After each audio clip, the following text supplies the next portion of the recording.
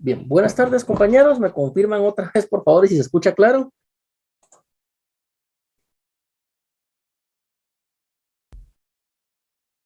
Muy bien, entonces vamos a iniciar nuestra clase del día de hoy. En la clase anterior iniciamos ya a ver lo que es el juicio o denominado como el debate oral y público. También dijimos que esta etapa de juicio o del debate oral y público es una etapa de conocimiento o como le llama la doctrina, es una etapa cognoscitiva porque se trata de conocer la verdad real o la verdad histórica de lo que sucedió. Es decir, al proceso penal lo que le importa saber, por ejemplo, es quién hurtó un bien, quién le quitó la vida a otra persona, quién agredió físicamente a una mujer, entre otros ejemplos. Eso es lo que ve el proceso penal, la averiguación de la verdad material o la verdad histórica, cuyo fundamento se encuentra en el artículo 5 del Código Procesal Penal. También en la clase anterior ya vimos algunos principios que le son aplicables a la etapa del juicio o etapa del debate oral y público. Entre otros, vimos que nuestro Código Procesal Penal vigente consagra y reconoce ciertos principios. Por ejemplo, la continuidad, ¿verdad? Vimos que es un principio, la publicidad, la oralidad, etcétera. Estos son principios de observancia obligatoria en lo que es un debate oral y público, en lo que es un juicio. También dijimos que en nuestro caso el juicio puede ser presidido ya sea por un tribunal integrado por 3 jueces o bien puede ser presidido por un juez unipersonal. Solo si me permiten.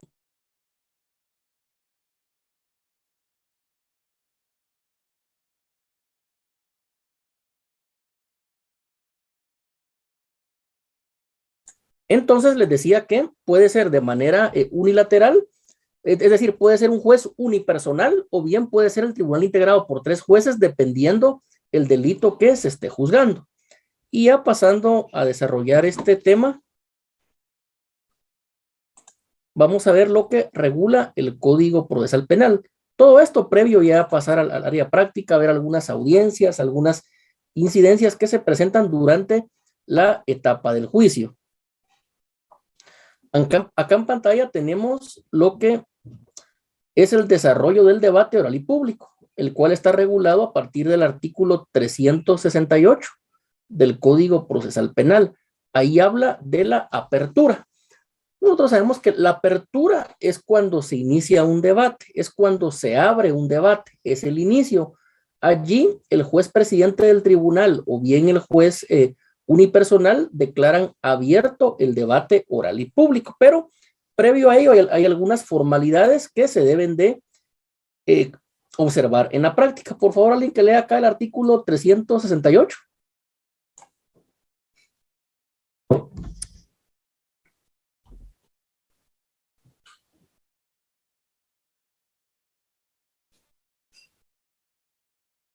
Bien, alguien que lea, por favor, Artículo compañeros. 368. Adelante. Apertura. El día y hora fijados, el tribunal se constituirá en el lugar señalado para la audiencia.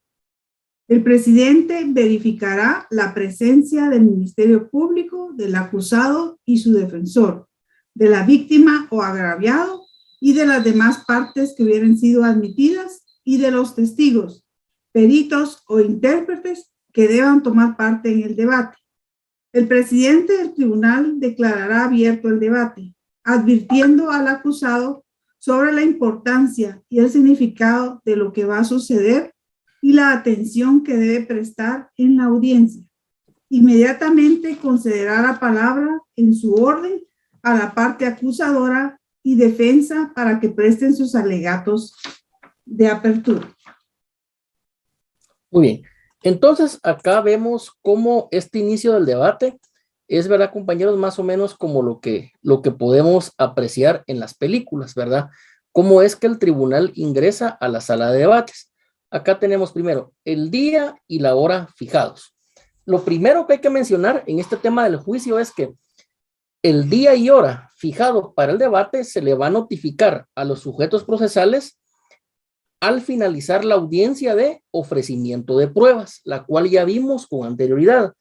Hay que recordar que la audiencia de ofrecimiento de pruebas se va a llevar a cabo ante el juez de primera instancia, o más conocido como juez contralor de la investigación.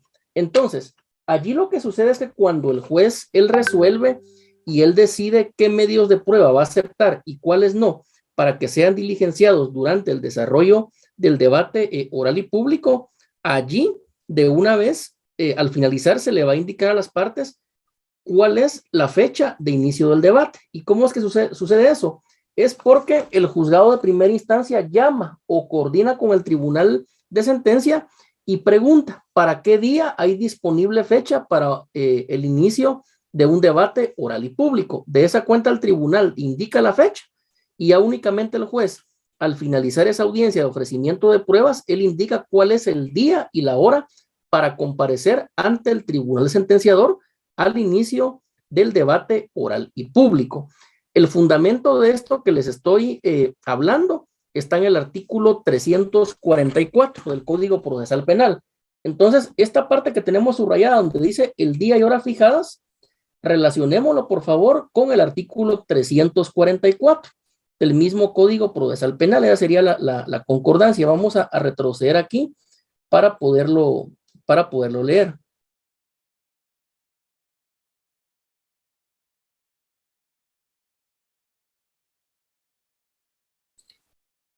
Acá lo tenemos, es el artículo 344 del Código Procesal Penal, donde indica citación a juicio.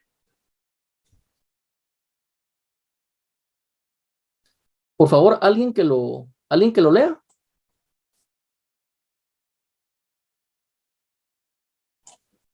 Artículo 344, por favor, compañeros. Artículo 344. Citación a juicio. Al dictar el auto que admita o rechace la prueba, previa coordinación con el tribunal de sentencia, el juez señalará día y hora de inicio de la audiencia de juicio, misma que debe realizarse en un plazo no menor de 10 días ni mayor de 15, citando a todos los intervinientes con las prevenciones respectivas. Dentro de los 5 días de fijada la audiencia de juicio, cualquiera de los sujetos procesales puede solicitar audiencia para recusar a uno o más jueces del tribunal, la cual deberá realizarse dentro de los 3 días siguientes a la solicitud. Si alguno de los jueces considera que incurre en motivo de excusa, lo invocará en el mismo plazo. Para el efecto, se convocará a todos los intervinientes. Bien, entonces este es el fundamento legal el cual nos indica que es el juez de primera instancia al finalizar la audiencia de ofrecimiento de pruebas quien va a indicar el día y hora de inicio del juicio, previa coordinación con el tribunal sentenciador. Ahora vamos a regresar entonces a lo que es el desarrollo del debate oral y público o etapa de juicio. Entonces estábamos acá. Dice el día y hora fijados. Ya indicamos quién es el que le da la fecha al juez de primera instancia y cómo es que se le notifica en esa misma audiencia a las partes. Entonces lo segundo sería esto, que el tribunal se va a constituir en el lugar señalado para la audiencia. El tribunal, recordemos, va a estar integrado, dependiendo del delito, por 3 jueces. Y esa constitución significa que va a llegar a la sala de debates, donde se va a desarrollar el juicio. Es decir, allí el tribunal es cuando hace su entrada, cuando las personas se ponen de pie por respeto, ya sea el tribunal integrado por 3 jueces, o bien ante el juez unipersonal de sentencia. Entonces, esto significa que el tribunal se constituye al lugar señalado para la audiencia. Recordemos que el debate por lo regular va a ser en una sala de audiencias de un tribunal, pero en casos excepcionales, cuando sean muchas las partes procesales o bien se estime una presencia de público muy amplia, se puede hacer en otro salón, en algún lugar previamente indicado por el tribunal. Lo tercero es que el presidente del tribunal va a verificar la presencia de los sujetos procesales. ¿Quiénes son los sujetos procesales? Bueno, primero lo tenemos acá, Ministerio Público. Es decir, qué auxiliar fiscal 2, qué agente fiscal es el que va a representar a la fiscalía durante el desarrollo del juicio. Recordemos que el Ministerio Público es una institución única, por lo tanto, va a ser en este caso un agente o un auxiliar quien va a representar a la institución del Ministerio Público en esa audiencia. También se va a verificar la comparecencia del acusado, es decir, la persona en contra de la cual se ha abierto a juicio el proceso. Y obviamente, si se va a verificar la presencia del acusado, también muy importante es señalar que se va a verificar la comparecencia del abogado defensor. Recordemos que un debate nunca se puede llevar a cabo si no hay un abogado defensor público que asista al acusado, o bien un abogado defensor particular, un abogado en el ejercicio liberal de la profesión, pero tiene que haber allí un abogado. También se va a verificar la comparecencia de la víctima o agraviado, es decir, la persona que sufrió las consecuencias del delito. Pero en algunas ocasiones, compañeros, también tenemos que recordar que la víctima o agraviado se ha constituido como querellante adhesivo provisional. Entonces, ahí se va a verificar la comparecencia del querellante adhesivo y de su abogado director. Así se le llama al abogado de los querellantes adhesivos, abogado director. Lo digo porque lamentablemente en la práctica muchas veces llega el abogado con el querellante adhesivo y no sabe que a él se le denomina abogado director, ¿verdad? Y cuando uno verifica su presencia, no sabe quién es el abogado director, hasta que se le dice abogado, usted es el abogado director del querellante adhesivo provisional. Y también indica la ley y de las demás partes que hubieran sido admitidas. Por ejemplo, un tercero civilmente demandado, ¿verdad? También, después de hacer esta verificación de la presencia de los sujetos procesales, ¿verdad? Que son hasta aquí, dice coma. Después se va a verificar la comparecencia de los testigos. Recordemos que los testigos, ellos no son parte del juicio, ellos son un órgano de prueba. Entonces, ahí se va a verificar la comparecencia de todos aquellos testigos que hubieran sido admitidos por el juez de primera instancia en la audiencia de ofrecimiento de pruebas. También se va a verificar la presencia de los peritos. Recordemos que la prueba pericial la va a desarrollar un perito. Por lo regular, en nuestro caso, en un 90% de procesos, los peritos son parte del Instituto Nacional de Ciencias Forenses de Guatemala, conocido como INACIF, ¿verdad? Que actualmente hay un proceso para poder escoger al director del INACIF.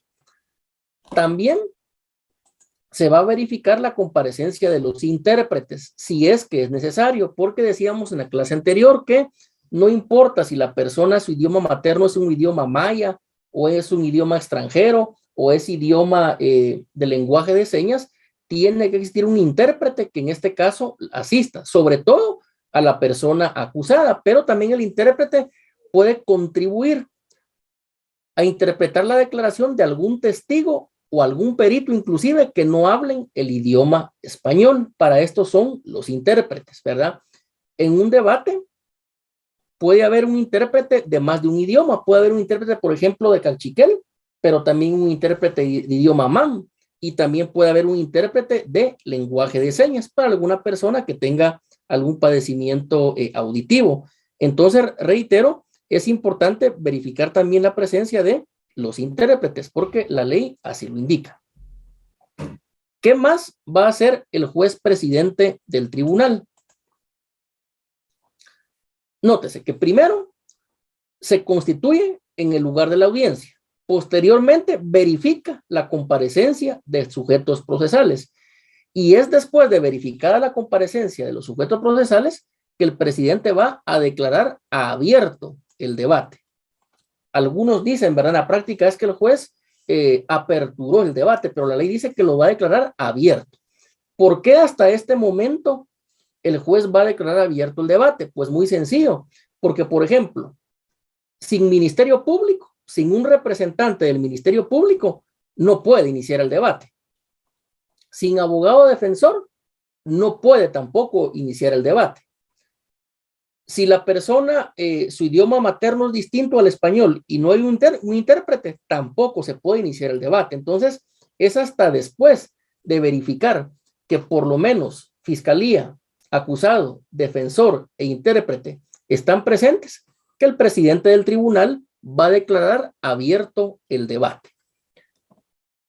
Y posteriormente a declarar abierto el debate, lo que va a hacer el juez presidente, quien, valga la redundancia, preside el debate, es hacerle la advertencia al acusado. ¿Esa advertencia sobre qué es? Bueno, básicamente es sobre la importancia y el significado de lo que va a suceder. Es decir, el juez presidente, esta advertencia la hace dirigida al acusado, no es dirigida a los abogados, no es dirigida al público, no es dirigida a la prensa, es al acusado. Por eso esta advertencia se tiene que hacer en un idioma claro, sencillo, que la persona lo pueda comprender. Y se le va a indicar primero que el debate es muy importante. ¿Por qué? Porque al final ahí se va a poder establecer si la persona es condenada o es absuelta. Si es condenada, se le va a imponer una pena que podría ser inclusive de muchos años de prisión y una pena de multa. O bien la persona puede ser absuelta y si está detenida se puede ordenar su inmediata libertad.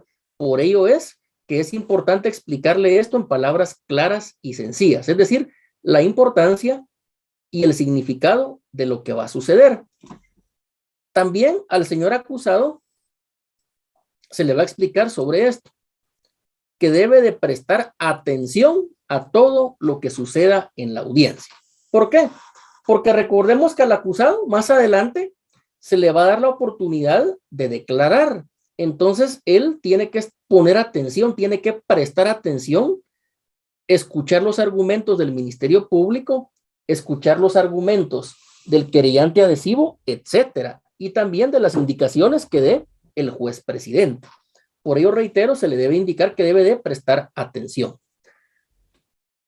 Después que se hace esta advertencia al señor acusado, se le concede la palabra a la parte acusadora y a la defensa. ¿Para qué? Para que brinden sus alegatos de apertura. ¿Qué serán esos alegatos de apertura? Fíjense que en la práctica esto de los debates, esto de los alegatos de apertura ha dado mucho problema, porque el Ministerio Público en algunas ocasiones considera que alegato de apertura es ir a leer todo el escrito de acusación, o por lo menos leer el escrito de acusación en su parte conducente de la relación clara, precisa y circunstanciada del hecho que se le atribuye al acusado. Sin embargo, ello no es un alegato de apertura. También la defensa técnica en ese alegato de apertura no va a ir a leer un gran memorial o un gran escrito. Muchas veces inclusive el abogado ni leer bien puede, entonces no se entiende, se vuelve eso tedioso o engorroso. Entonces, reitero, los alegatos de apertura no es ir a leer documentos. En los alegatos de apertura se debe de aplicar o de practicar lo que es la oratoria forense, es decir, el abogado se debe saber dar a entender. En este orden de ideas, el Ministerio Público, básicamente en los alegatos de apertura, lo que le va a indicar al tribunal qué es lo que pretende probar. Es decir, el fiscal le va a decir al tribunal o al juez unipersonal, señor juez, en este debate se va a probar que el señor fulano de tal con un arma de fuego le dio muerte al señor X, ¿verdad? Es decir, esos son los alegatos de apertura, indicar qué es lo que va a ir a probar o alguna otra circunstancia que sea importante. Por su parte, la defensa técnica en su alegato de apertura, hay varias técnicas, ¿verdad? Pero lo que va a tratar es desde ya de sembrar la duda en el tribunal, porque recordemos que la duda favorece al sindicado o al acusado. Entonces, el abogado defensor, entre otras cosas, podría decir que con el diligenciamiento de la prueba no va a quedar demostrada la participación del acusado en los hechos que se le atribuyen. Ahí ya va sembrando duda. En algunas ocasiones no, en algunas ocasiones de una vez dicen que con la prueba que el Ministerio Público va a aportar, lejos de que se establezca la culpabilidad de su patrocinado, lo que se va a establecer va a ser su inocencia y por lo tanto que se debe dictar una sentencia de carácter absolutorio. Entonces, esos son los alegatos de apertura, la introducción lo que los sujetos procesales quieren sembrar en la mente del tribunal o del juez unipersonal de sentencia y que posteriormente van a ir desarrollando durante el desarrollo del juicio. Esto tiene que ser concreto, tiene que ser claro. Estos alegatos de apertura sí son parecidos a los que se ven en las películas estadounidenses. Ahí inicia el juicio y el fiscal dice qué es lo que va a probar, qué es lo que le va a demostrar al tribunal. Y por su parte la defensa técnica lo que va a tratar es por lo menos sembrar la duda en el tribunal o bien de una vez indicar que lo que se va a confirmar va a ser el estado de inocencia de su patrocinado. Entonces, esto en cuanto a los alegatos de apertura. Los alegatos de apertura son ese discurso, esa argumentación que los sujetos procesales le van a dar al tribunal y en este caso va a ser de manera introductoria previo a iniciar con el diligenciamiento de la prueba. Posteriormente a los alegatos de apertura, ¿qué es lo que sigue? Bueno, sigue la posibilidad que tienen las partes de presentar incidentes. Esta sería la siguiente fase o el siguiente paso de ese debate oral y público. La posibilidad o la oportunidad que se le da a las partes de plantear incidentes. Por favor, alguien que lea acá el artículo 369 que tenemos en pantalla subrayado. Artículo 369, incidentes. Todas las cuestiones incidentales que se pudieran suscitar serán tratadas en un solo acto, a menos que el tribunal resuelva hacerlo sucesivamente o diferir alguna, según convenga al orden del debate. En la discusión de las cuestiones incidentales, se les concederá la palabra de única vez por el tiempo que establezca el presidente, al Ministerio Público, al defensor y a los abogados de las demás partes. Bien, entonces, en este caso, ¿qué son los incidentes?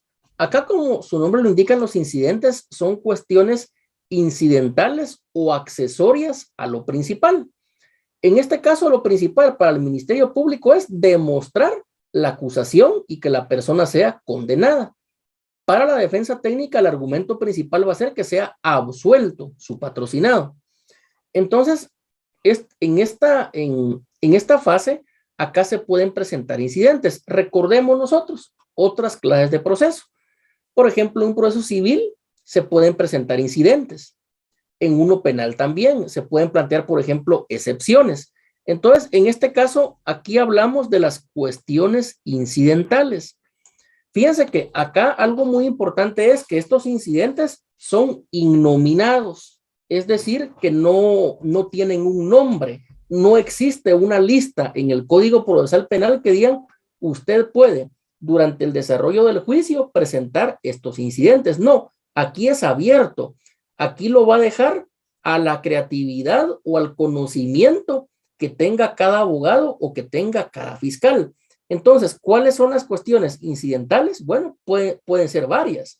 En la práctica, algunos abogados plantean algunos incidentes bastante novedosos, pero también bastantes falaces, porque lo que tratan es de engañar al juez unipersonal o engañar al tribunal. También el Ministerio Público a veces incurre en ese tipo de argumentación, ¿vale? Porque todos somos humanos, podemos tener errores. Entonces, estos son los incidentes, el planteamiento de cuestiones incidentales. En ese momento, en la práctica lo que se hace es que el presidente del tribunal pregunta, bueno, fiscal, ¿tiene incidentes que presentar? No, señor juez. Abogado director, ¿tiene incidentes que presentar? No, señor juez. Abogado defensor, ¿tiene incidentes que presentar? Sí, señor juez. Bueno, entonces se le da la palabra para que le indique cuál es su incidente. Por lo regular, los abogados defensores o quien plantee el incidente le van a dar algún nombre al incidente, ¿verdad? Algunos nombres hasta lo hacen muy bonitos o tratan de impactar, ¿verdad? Por ejemplo, un abogado defensor puede decir, yo planteo un incidente de falta de elementos constitutivos del tipo penal, ¿verdad? O yo presento un incidente de falta de prueba suficiente, o yo presento un incidente de error anulativo del escrito de acusación, etc. Acá lo importante es que él pueda hablar, que él pueda interponer el incidente y posteriormente, ¿qué es lo que se va a hacer? Que el tribunal sentenciador le va a conceder la palabra a las demás partes para que ellas, por así decirlo, puedan dar una respuesta, ellos puedan contestar el incidente que se ha planteado. Y posteriormente, el tribunal o el juez unipersonal van a declarar ya sea con lugar o sin lugar el incidente. Un servidor de ustedes en la práctica nunca ha visto que un incidente en un debate se declare procedente y con lugar. Eso nunca lo he visto, porque obviamente el efecto sería que ya no se lleva a cabo el debate y que no se dicte una sentencia. Pero lo que sí he observado, y decenas de veces, incidentes que son declarados sin lugar por el tribunal o por el juez unipersonal de sentencia. Entonces, reitero, son cuestiones incidentales, están innominadas, va a ser de acuerdo al conocimiento de cada abogado, de cada fiscal, que va a poder presentar ese incidente y colocarle un nombre. En otros tipos de procesos, yo sé que también hay incidentes que son innominados, y ahí las partes les colocan el nombre, pues algo parecido es acá. Lo único es que el incidente se va a presentar de viva voz, de manera oral, durante el desarrollo del juicio y no por medio de escritos ni memoriales. Y el incidente va a ser resuelto inmediatamente a viva voz por el tribunal sentenciador o ya sea por el juez unipersonal de sentencia. Hasta aquí, hasta donde vamos. ¿Habrá alguna pregunta, compañeros? Licenciado, tengo una duda. Adelante. Fíjese que en una audiencia que yo estaba, sucedió de que la defensa pública tenía los dos acusados, o sea, un defensor con dos acusados, pero en el desarrollo de la audiencia se percató que uno de los dos como que ya no encuadraba, entiendo yo, y dijo que era necesario que tuviera otro defensor. Eso se maneja como y se suspendió la audiencia pues hasta que tuviera el otro acusado un defensor.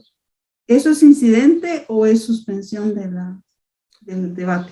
Mire, lo más técnico es que antes de que se abra el debate, el defensor pida la palabra y le diga al tribunal, bueno, honorable tribunal, antes que el debate lo declare abierto, yo solicito que me conceda la palabra para formular una petición, ¿verdad? De conformidad con el artículo 28 de la Constitución Política de la República de Guatemala. Y ahí le va a explicar que en este caso hay un problema jurídico y ético, porque él al representar a dos acusados puede haber contradicción de intereses entre ellos.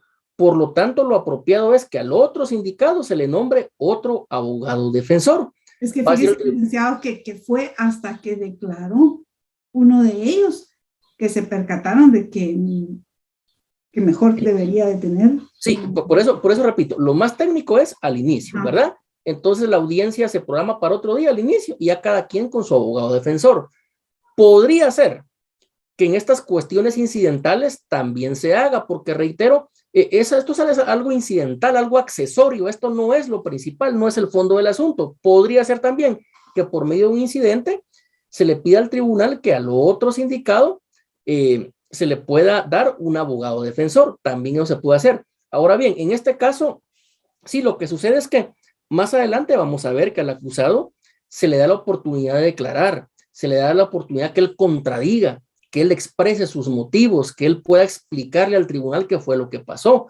Y si en este caso, por ejemplo, su declaración va a incriminar al otro acusado, acá lo más correcto es que cada quien tenga su propio abogado defensor. Por ejemplo, tenemos dos acusados, pero un acusado cuando declara dice, mire señor juez, yo no fui el que disparó el arma de fuego. Yo estaba ahí sentado viendo un partido de fútbol, pero yo no disparé, yo no lo maté. El que sí tenía un arma de fuego y le disparó al agraviado y lo mató es el otro acusado. Entonces ahí hay contradicción de intereses, porque un acusado está señalando a otro acusado. Por lo tanto, lo mejor es que cada quien tenga a su propio abogado. Esto también pasa en la práctica cuando son varios acusados, pero no es lo más común. Lo más común es que antes del debate diga el defensor, mira, aquí hay una contradicción, hay un choque de intereses, por lo tanto lo más sano es que cada quien tenga a su propio abogado, ya sea abogado defensor público del Instituto de la Defensa Pública Penal o bien abogado particular contratado por él mismo. Pero reitero, sí se puede hacer porque puede haber un choque o una contradicción de intereses entre acusados que los puede perjudicar. Y eso sería entonces sí un incidente.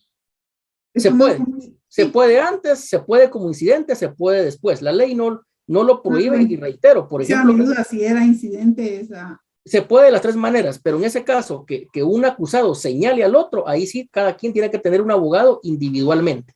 Ok, gracias, licenciado. Bien, ¿alguna otra pregunta hasta aquí, compañeros? Entonces, continuamos. Entonces ya vimos la etapa de los incidentes. Posteriormente, ¿qué es lo que viene? Es de lo que estaba hablando la compañera, que al acusado se le da la oportunidad que declare.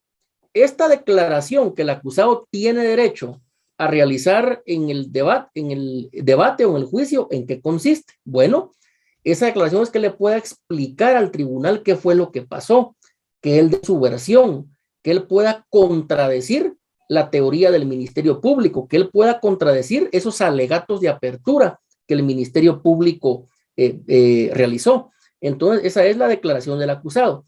La declaración del acusado es un medio de defensa. A nadie se le puede condenar por lo que ha declarado. No.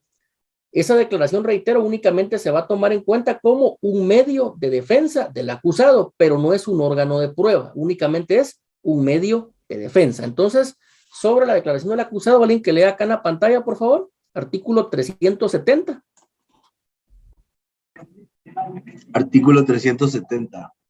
Declaraciones del acusado. Después de la apertura del debate o de resueltas las cuestiones incidentales, el presidente le explicará con palabras claras y sencillas el hecho que se le atribuye y le advertirá que puede abstenerse de declarar y que el debate continuará aunque no declare. Permitirá en principio que manifieste libremente cuanto tenga por conveniente sobre la acusación. Podrán interrogarlo el Ministerio Público, el querellante, el defensor y las partes civiles en ese orden. Luego podrán hacerlo los miembros del tribunal si lo consideraren conveniente. Si el acusado se abstuviere de declarar total o parcialmente o incurriere en contradicciones respecto de declaraciones anteriores que se le pondrán de manifiesto, el presidente ordenará de oficio o a petición de parte la lectura de las mismas declaraciones, siempre que se hubiera observado en ellas las reglas pertinentes.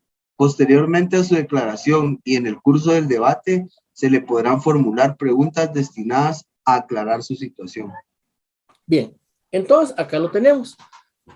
El juez presidente, es decir, quien está presidiendo el debate, o el juez unipersonal de sentencia, él en primer lugar va a hacer esto. Acá lo voy a subrayar, dice.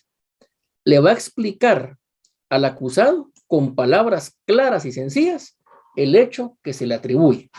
Ahí se le va a decir, mire, señor acusado, a usted de lo que lo están señalando es que usted robó un vehículo que se encontraba en el parqueo de un centro comercial estacionado y usted se lo llevó. Posteriormente ese vehículo le fue incautado en su casa, robo agravado.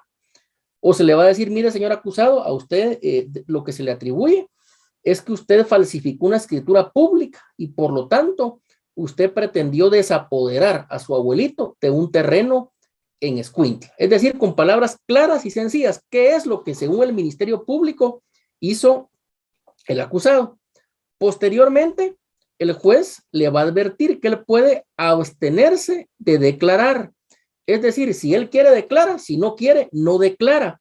Y esto no puede ser utilizado en su perjuicio de ninguna manera.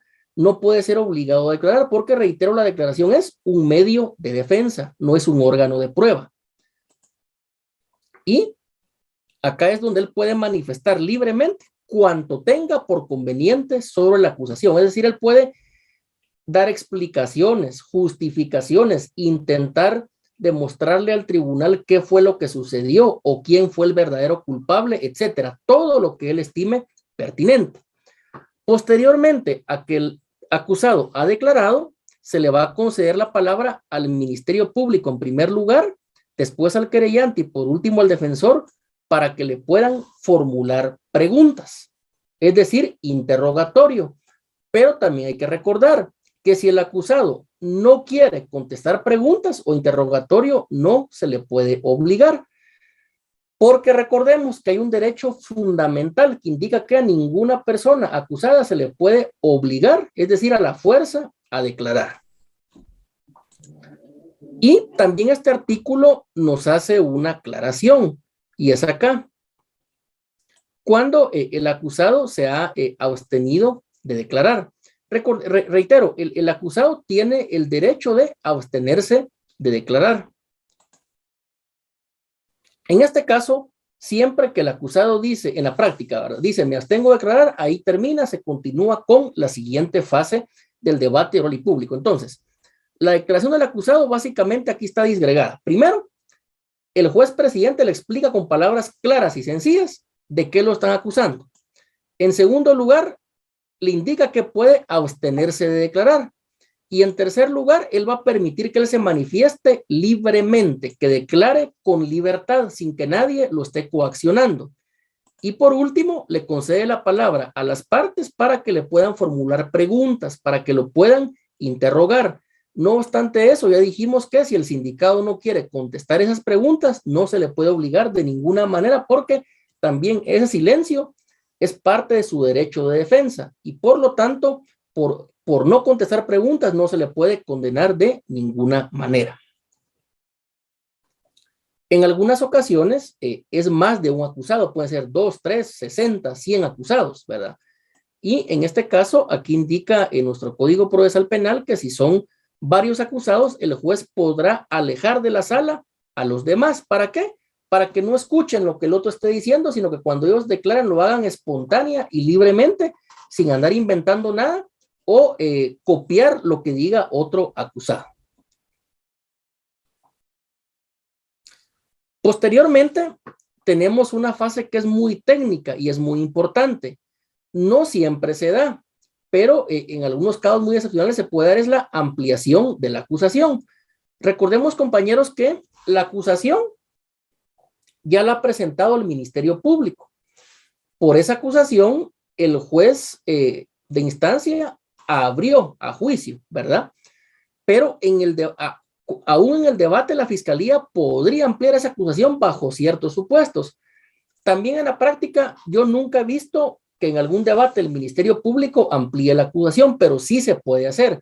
Y sé que hay debates en los cuales sí se ha llevado a cabo esta institución jurídica de la ampliación de la acusación. Por favor, compañeros, alguien que lea el artículo 373, por favor.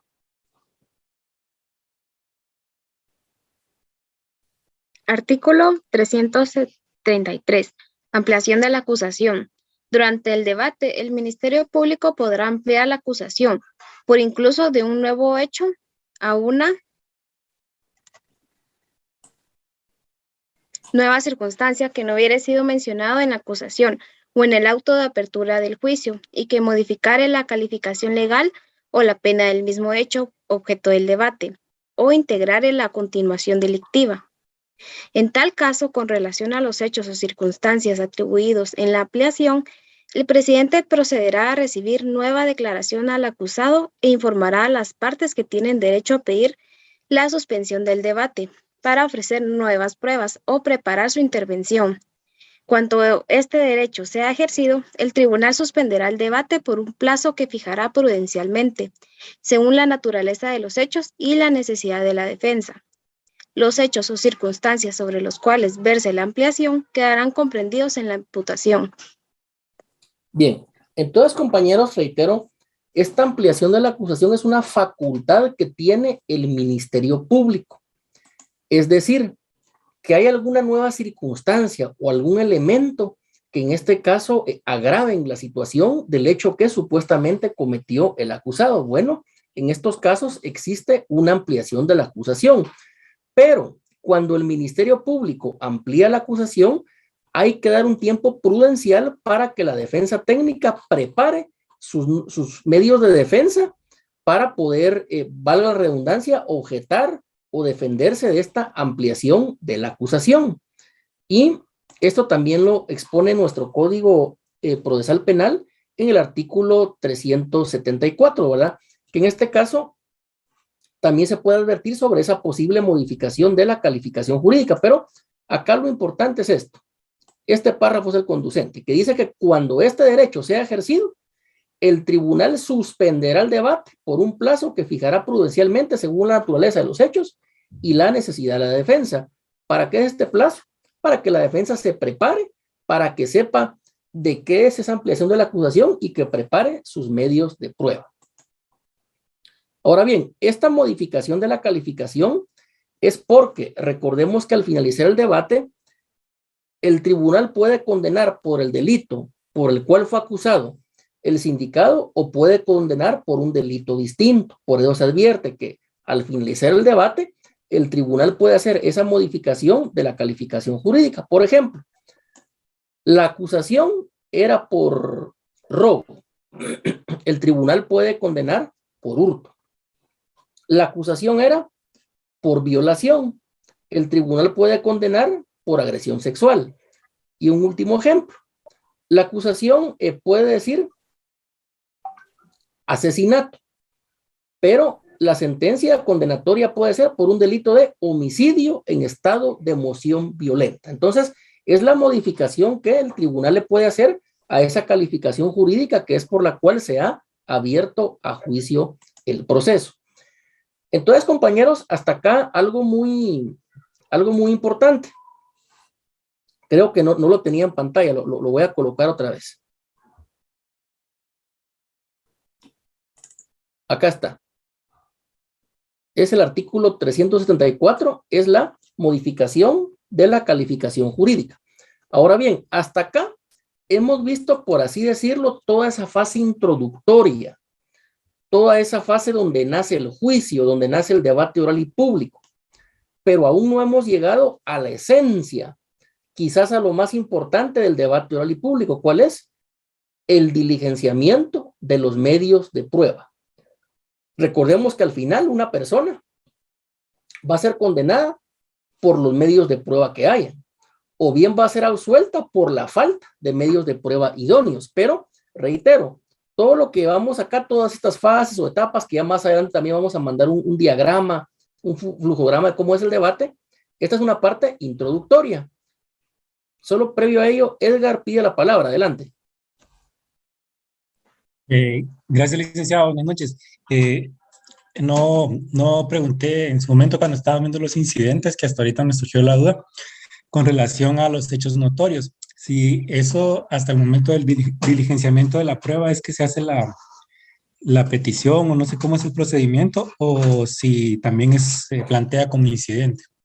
No, el denominado hecho notorio, que en la práctica así le llaman, se plantea desde los alegatos de apertura. De una vez se le dice al tribunal, mire tribunal, si ustedes son del criterio que llevemos esto por la vía del hecho notorio, llevémosla. El sindicado, él acepta su culpabilidad, va a ser una pena mínima, conmutable, llevémoslo. Pero es desde el inicio, ya a incidentes ya no se llega con esa cuestión. Gracias. Bien, entonces les decía, esa es la parte introductoria. Ya dijimos primero la apertura, pero que esta apertura tiene ciertas fases, ¿verdad? Cuando, por ejemplo, se va a verificar la comparecencia de las partes. Acá muy importante la apertura es que se declara abierto el debate oral y público. Posteriormente, se le va a conceder la palabra a las partes para que hagan sus alegatos de apertura. Lo siguiente es concederle la palabra a los sujetos procesales para que indiquen si van o no van a plantear incidentes, que son esas cuestiones incidentales que ya dijimos que son accesorias a lo principal. Posteriormente vendría lo relativo a la declaración de la persona acusada, pero también esa declaración tiene ciertos momentos, porque dijimos que el juez le va a explicar al señor acusado con palabras claras y sencillas el hecho que se le atribuye, es decir, de qué lo están acusando. También le tiene que indicar que él tiene el derecho de abstenerse de declarar. Es lo que vamos aquí subrayando en pantalla. Y posteriormente dijimos que se le va a dar la palabra para que él manifieste libremente lo que tenga a bien exponer. Y posteriormente se le va a conceder la palabra a los sujetos procesales para que puedan interrogarlo, es decir, hacerle preguntas. Si el acusado no quiere responder preguntas, pues obviamente tampoco se le puede obligar porque es un derecho constitucional que tiene la persona acusada. Posteriormente también dijimos que se va a conceder la palabra a la fiscalía y se le va a indicar si va o no va a ampliar la acusación. Pero Si el tribunal acepta la ampliación de la acusación, entonces el tribunal va a suspender el debate y va a fijar un plazo para que la defensa técnica prepare su defensa, valga la redundancia, por esa ampliación de acusación. Posteriormente, siempre en esta parte introductoria de lo que es el debate oral y público, hablamos también que en este caso se les va a indicar a las partes sobre la posible modificación de la calificación jurídica al finalizar el debate oral y público. Entonces, compañeros, todos estos actos, todas estas fases del debate oral y público o de la etapa de juicio son actos introductorios, es al inicio del debate. Inician aquí en el artículo 368 del Código Procesal Penal y finalizarían acá en el artículo 374. Ellos son los actos o las fases que el tribunal debe cumplir para que el debate se lleve a cabo respetando el debido proceso, es decir, que se respete el protocolo o el rito procesal que debe de ser observado en todo momento. Cualquier cambio o variación que aquí se haga puede ser causal de presentar una apelación especial por violación del debido proceso o por violación del principio de imperatividad, que son las formalidades que debe de llevar a cabo un proceso. Si no se respeta este protocolo, este ritual, esta hoja de ruta, entonces podría existir violación al debido proceso o violación al principio de imperatividad por vulneración de las formalidades esenciales que establece el Código Procesal Penal. Y ya posteriormente ya viene lo que es la esencia o el corazón del debate, como lo es la recepción de las pruebas, o bien ateniéndonos al lenguaje de la teoría de la prueba, al diligenciamiento de los medios de prueba. Anthony Emanuel pide la palabra, adelante. Buenas tardes. Esas violaciones al debido proceso son las que muchas veces dan espacio a un reenvío de debate, ¿verdad, Ali? Efectivamente, recordemos que la apelación especial es el recurso por medio del cual se impugna una sentencia que deviene de un debate oral y público.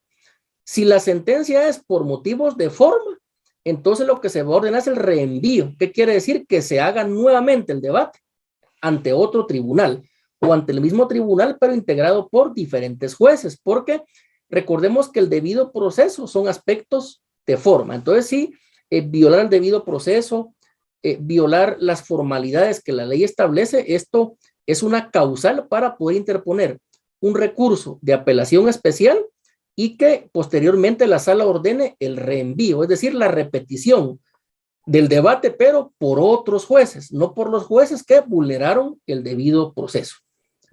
¿Queda claro ahí? Sí, Lick, gracias. Bien, entonces reitero, toda esta es la fase introductoria, los actos introductorios que todo tribunal debe de observar estrictamente, que los debe cumplir al pie de la letra como que fueran un mapa, unas coordenadas o bien una hoja de ruta, porque es lo que literal y expresamente establece el Código Procesal Penal.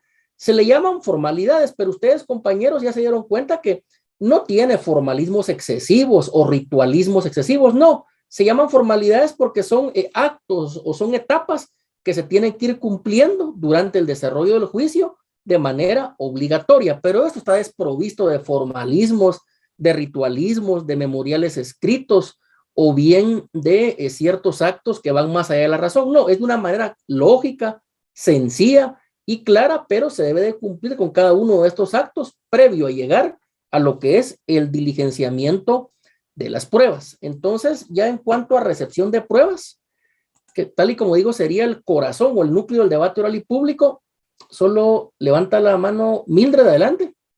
Licenciado, tengo dos consultas. La primera, cuando declara el acusado puede declarar en cualquier momento del proceso o solo al inicio.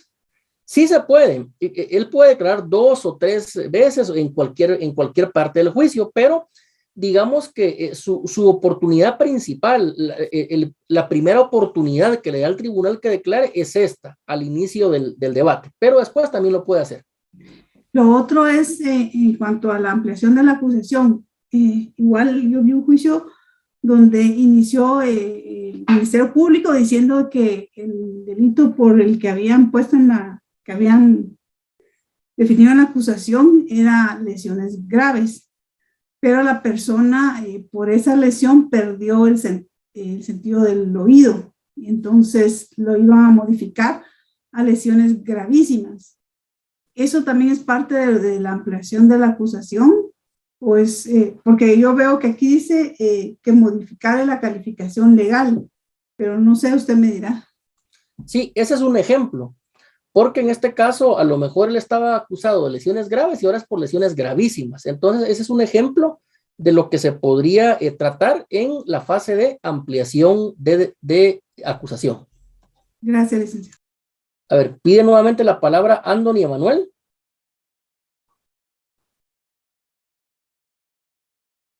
¿O dejó la mano levantada?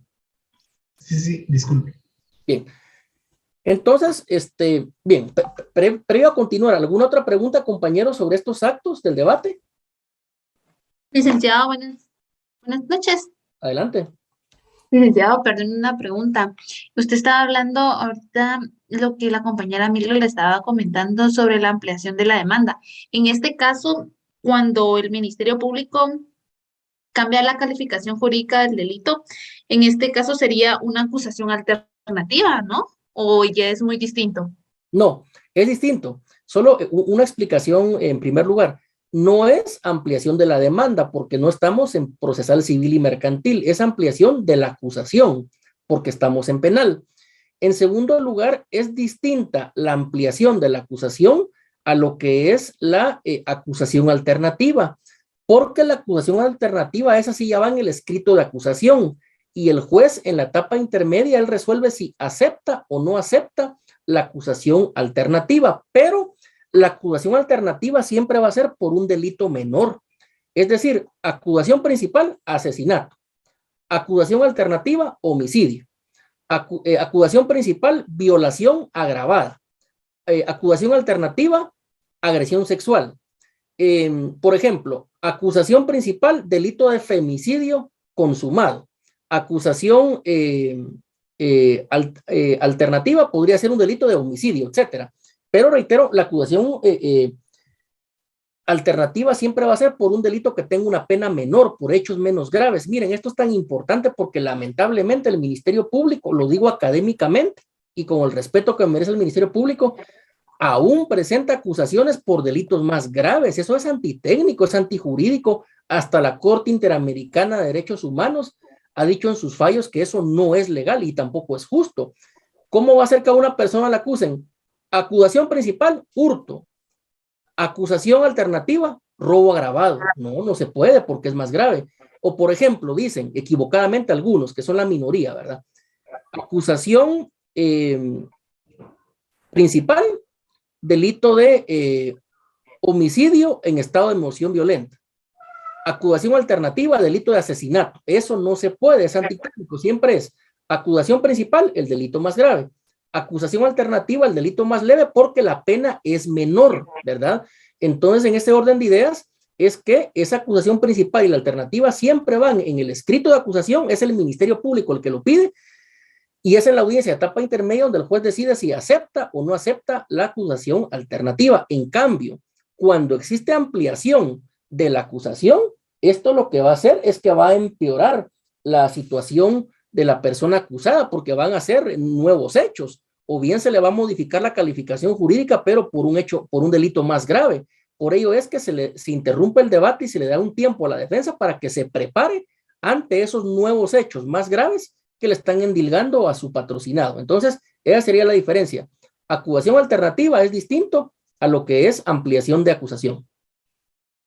Muchísimas gracias, licenciado. Perdón. Acá sería ampliación de acusación únicamente en el debate oral y público. Esa sería la principal diferencia. Bien, ¿alguna otra pregunta sobre lo que hemos hablado? No, bueno. Disculpe, licenciado, con una consulta. ¿Ahí entraría el concurso real en la ampliación de la acusación? No, son cuestiones distintas. Porque recordemos que en la acusación, si es concurso real, tienen que describir cabalmente los dos delitos. Es decir, cometió homicidio pero también violación. O cometió, por ejemplo, delito de femicidio, pero también violencia contra la mujer porque le pegó o golpeó a otra mujer. Entonces, eso es un concurso real, pero eso ya viene desde la acusación principal, o también la alternativa se podría. La ampliación de la acusación realmente son hechos novedosos o circunstancias que podrían modificar la calificación del delito y que por lo tanto le perjudicarían más al acusado si llega a ser declarado culpable. Muy bien, licenciado, gracias. Bien, ¿alguna otra pregunta? ¿No? Bueno, entonces continuemos. Entonces, compañeros, acá, bueno, sería el último acto, ¿verdad? De esa parte introductoria que ya se desarrolla dentro del debate. Miren, yo la llamo introductoria de una manera académica, de una manera pedagógica, pero recordemos que todos estos actos ya son después de la apertura del debate oral y público, ya son actos del debate. Yo la llamo introductoria porque son actos que se van a desarrollar antes de empezar a recibir o a diligenciar los medios de prueba, que es el corazón del debate oral y público. Entonces, ya sobre esto de la recepción de la prueba, alguien que lea el artículo 375 del Código Procesal Penal, por favor. Artículo 375. Recepción de pruebas. Después de la declaración del acusado, el presidente procederá a recibir la prueba en el orden indicado en los artículos siguientes, salvo que considere necesaria su alteración. Bien, entonces acá ya se habla del diligenciamiento de los órganos de prueba, que vamos a ver que va primero peritos, después testigos y por último documentos. Pero como esto ya es la esencia, el corazón del debate oral y público, vamos a realizar una sesión virtual, una clase únicamente para ello. ¿Cómo se diligencian los peritos?